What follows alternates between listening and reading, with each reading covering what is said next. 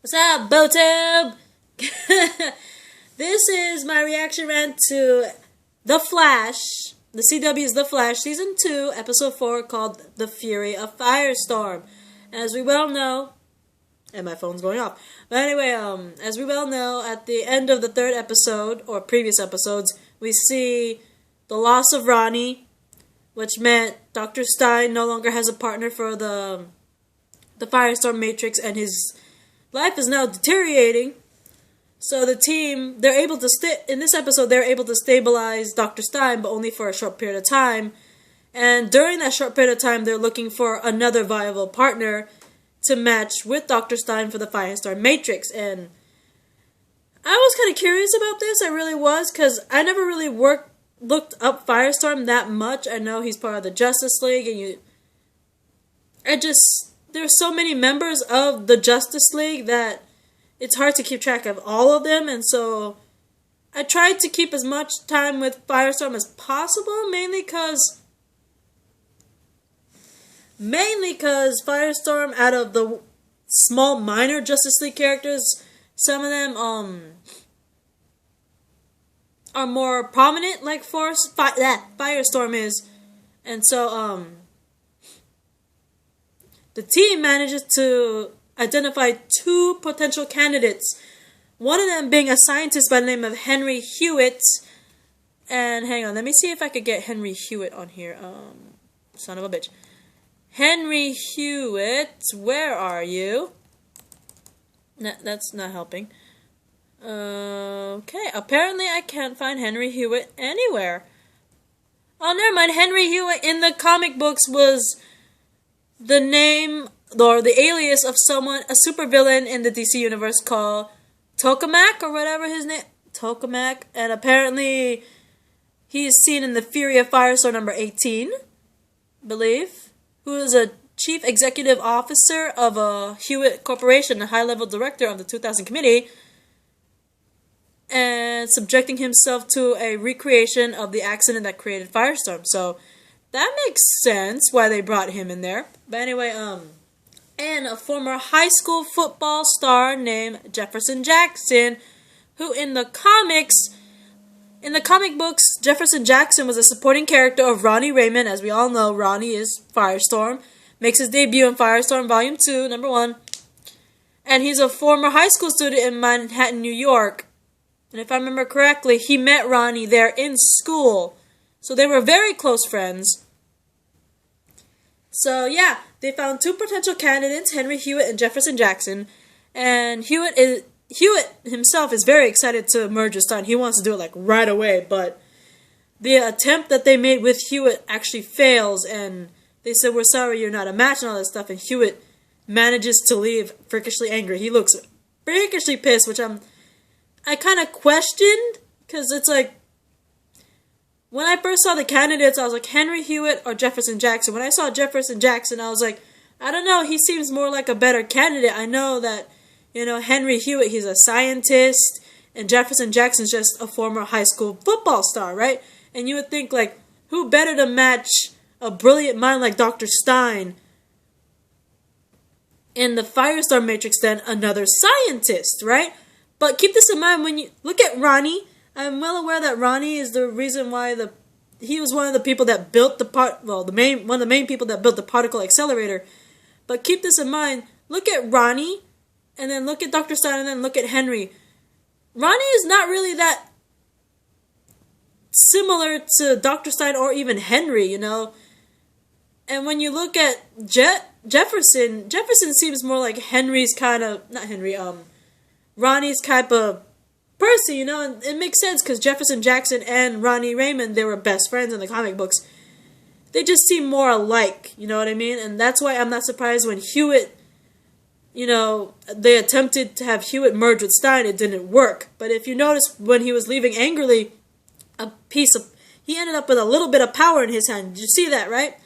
But also, not only did Hewitt leave angrily, like I said, he had a little power, because now unknowingly connected to the Firestorm Matrix, you actually see him using the powers a little bit with his hand when he got angry. And Jefferson, when they asked him, he initially refuses. because he doesn't want to be a part of any of that, right? And unfortunately for him, Hewitt, he goes on a freaking rampage, attacks like anyone and everyone because he's all pissed off. He wants to be it, and he has his new power, and he wants to pretty much test it out on everyone. And because of that, Jefferson's like, initially he refused, but he's like, I can't let this guy hurt any more people, right? So he agrees to merge with Dr. Stein. And amazingly, I knew this was going to happen because Jefferson is very much like Ronnie in personality-wise. The merge was successful, and the new Firestorm's created, which is pretty cool, and joins Barry in helping take down Hewitt. And, like, Hewitt, for some reason, he gets even angry because he's like, really? This football star ends up joining with Stein and becoming Firestorm, and I'm just with a little bit of this power? You know what? Grr! I'm angry. And because he gets freakishly more angrier than normal, he gets so angry that he manages to burn himself out, and he lost all his abilities because of it. So it's like, joke's on you, sucker, sometimes being angry all the time. It's kind of like a lesson. Being angry all the time does not help you at all. I mean, look what happened to Hewitt. He got so angry and, like, jealous about Jefferson becoming the new Firestorm with Stein, he burnt himself out and lost all his abilities, so his fault. But anyway, afterwards, sorry, I'm like, my lips are like chapped. But anyway, after all that happens, Jefferson becomes pretty much, in my opinion, he makes a good Firestorm. He did things well, and, he got the flying right off the back. I mean, it took Ronnie maybe, 2-3 times to get that? But anyway, let's talk about Dr. Wells, the Earth 2 Dr. Wells. When the Earth 2 Dr. Wells gets here through the portal, the first thing he does is break into Mercury Labs and steals an unknown device. I'm like, are you serious right now? It's like, welcome to Earth 1, Earth 2, Dr. Wells. Yes, break into our Mercury Labs and steal shit, Which I'm not surprised, kind of, because it's Dr. Wells.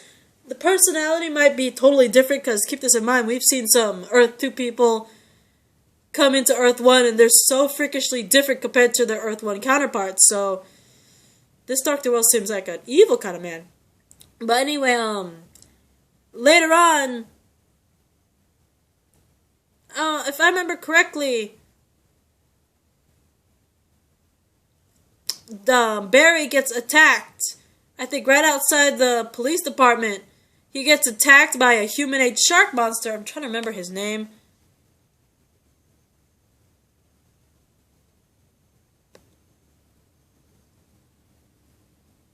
Hang on. There you go, King Shark. He gets attacked by King Shark, who is... Was he a bad guy? He's a super villain for Superboy. Oh, wow. There's something new. A super villain from Superboy. But anyway, he's a super villain originally born in Hawaii named Nanaue or something like that, who's a humanoid shark. So, yeah, he ends up getting attacked by that shark, who apparently was sent by Zoom to kill the Flash. And it just so happens, Officer Patty ends up trying to save the Flash by shooting the shark, but we all know that's not gonna happen. That's not gonna happen. But amazingly enough, Flash ends up getting saved by Earth 2 Dr. Wells using the very device he stole from Mercury Labs to incapacitate the creature, which I thought was highly interesting because, Earth 1 Dr. Wells turned out to be not Dr. Wells because the real Earth 1 Dr. Wells ended up getting killed by Eobard. But basically by the Reverse Flash. I just don't trust that face. And the fact that the Earth 2 one comes out of nowhere. Not sure what to feel about the Earth 2 one. But the fact that he saved Flash from King Shark, I guess I could give him the benefit of the doubt, but the fact that he broke into Mercury Labs to get that device that he used to save Flash, But anyway, that was my reaction rant to, show his name up again, The Fury of Firestorm, which is episode 4, and I will soon have my reaction rants to episodes 5 and 6, The Darkness and the Light, and Enter Zoom, very soon. And I'll make sure I have both of those episodes before episode 7 of The Flash shows up on tomorrow. So, wow, this is my shortest video. But anyway, and my phone keeps going off. So, anyway, I'll see you guys for episodes 5 and 6. And once I get caught up with 5 and 6, I'll have enough time to watch Supergirl tonight and then episode 7 of The Flash tomorrow. And hopefully I could, once I'm done recording 5 and 6 of The Flash, I could actually record episode 1, 2, 3, 5, and 6 of Arrow. So I could, record and actually catch up with Arrow's recordings too. And once I do that, once I'm done with Flash and I get Arrow out of the way, hopefully, maybe like Thursday or Friday, if I don't get to finish, well, I know I'm most likely going to finish catching up with Flash, but if I don't get to finish with Arrow, I most likely will record all those episodes, episodes 1, 2, 3, 5, and 6 of Arrow on Thursday, and hopefully get Once Upon a Time's episodes on Friday, just in time for Sunday for the new episode of Once Upon a Time. But anyway, I hope to see you guys in the next videos, and I'll see you guys. Bye, BooTube!